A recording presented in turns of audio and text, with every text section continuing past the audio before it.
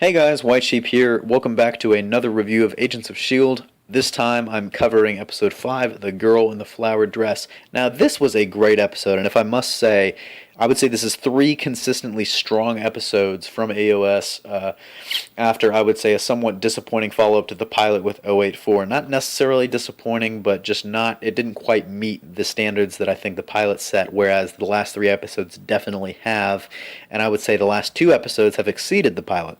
I Spy. If you watch the review for or my review for that one, which I'm going to put a link and an annotation right here at the bottom, you know how I feel about that episode. I feel like it was a great character-driven, dramatic story.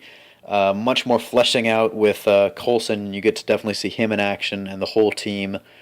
Just very personal, and it was, I feel like, probably the best episode to date. Well, that was until this came along. Girl in the Flower Dress, I feel like, is even better, as it gives us a little bit of background into our, every man or woman or person with S.H.I.E.L.D. Definitely the same amount of character drama, definitely still personal, and definitely still great. Now let's jump into a recap real quick. This episode started off with a Chinese street magician who turned out to be pyrokinetic, and pyrokinetic, for those of you that do not know Greek, it's basically you can manipulate fire, and so we see that he does a little cool fire tornado thing in his hand before getting kidnapped by shady people in radiation suits who steal him, and this girl in the flower dress is there sort of orchestrating things behind the scenes. Now it turns out that he was already on a S.H.I.E.L.D. list of superpowered individuals, and they were doing their best to protect him. And clearly he had mixed feelings about that, but moving on, it turns out that his location had been leaked by someone who had hacked into their files, and everybody seemingly suspects S.H.I.E.L.D. a little bit because it's rising tide.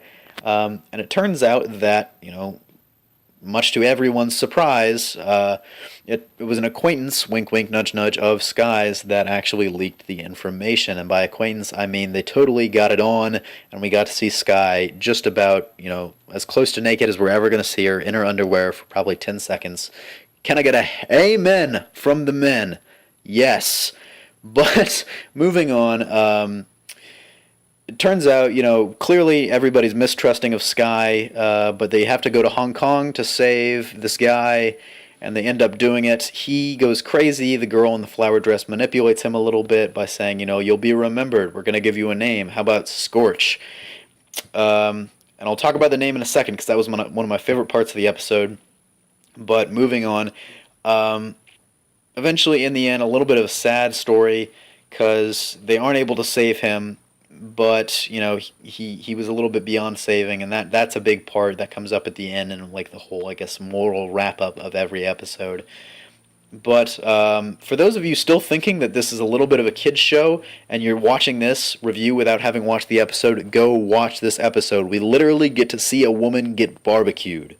We see her burn up. We also see this man, because at some point they removed his platelets or something that was keeping him from being burned by his fire powers, to use that to, I guess, help stabilize the serum or whatever. And he gets burned really badly, and they did not spare any expense. This is like Walking Dead level makeup on his arms to signify that he's been burned.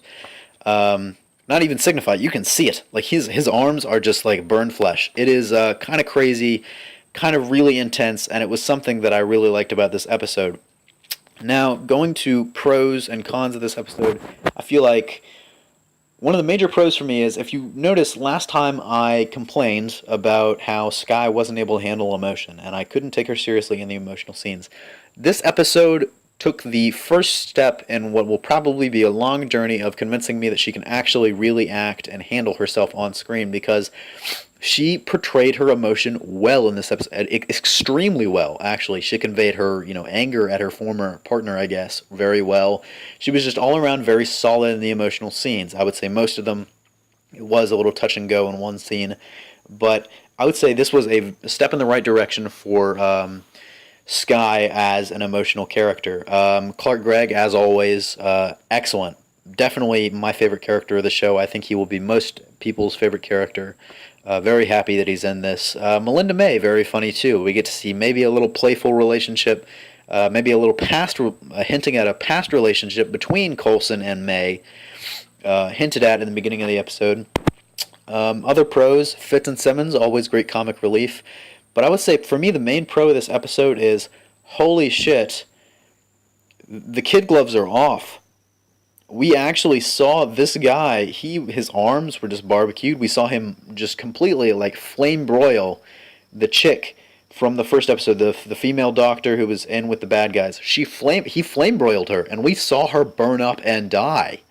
So clearly, not pulling any punches. This is definitely a lot more. This episode definitely not kid friendly. If I was a kid, I know this is the kind of thing that would have given me nightmares. But I feel like this was the step in the right direction to sort of silencing those naysayers who believe that this show couldn't get dark, because it got dark. But I feel like this episode, for me, going along with that, I feel like the major victory of this episode is that it found a balance, a good balance between, the comedy and the emotion. Or the comedy, and I guess it was good, because I feel like the comedy was right at times, and it was in the right places, all except for a couple jokes. But it's definitely a step in the right direction, and if they keep doing this, then it should be in good hands from now on, and this could be a long running show. This episode definitely felt a lot more like Fringe to me, which is what some people kind of compared it to after the pilot. They were hoping it would be something like, Freak of the Week, like X-Files or Fringe. This felt a lot more fringy just because it was a little bit darker. I really hope it's not going to be like Fringe every week, because even though Fringe was a great show, I'd like to see it find its own path. Now, one of the negatives, I'd really love it if Coulson would stop saying, if he would stop referencing, because he's like name dropping the Avengers a lot. It's like a couple episodes ago he did the whole, it's like, I saw plenty of action with the Avengers. It's like, yes, we know, we all saw that movie. Millions of people saw that movie. Maybe billions of people saw that movie. We know you saw action. And we know he got stabbed, so if he could keep saying that, so and so, like right before I got stabbed by the alien spear through the heart or whatever. Because we know, at this point, I'd like to see them transition away from that eventually, but that's my only real negative for this. My one request to the makers of this show, please eventually give us a good character search, a character episode on Fitz and Simmons. I want them, I love their jokes, and I love them, and I would love to see how they handle actual emotion, because I feel like they'd handle it pretty well. And they do a good job of playing. Like Fitz has a scene in this episode where he actually, he sort of like, how could Skye do this to us? And she's, Simmons tries to talk to him. She's like, oh, she's doing what she thinks is right or something like that. And he's like, no, how could she not tell us that she had a guy?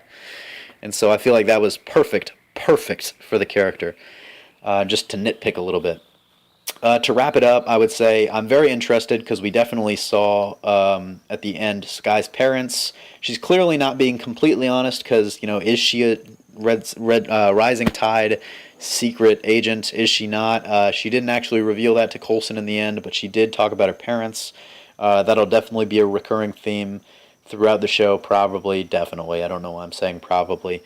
But, overall, a very solid episode. I would give it a 9.5 out of 10. That is very high praise, I know, but I feel like this episode deserved it because it's the first step. It might be over-rewarding a little bit for that good first step, but I feel like if it continues to be this way, then it will justify why I gave it a 9.5 out of 10. Up next week, it looks to me like Gravitron returns, or Gravitron returns. Dr. Franklin Hall will probably be coming back. So see you next week.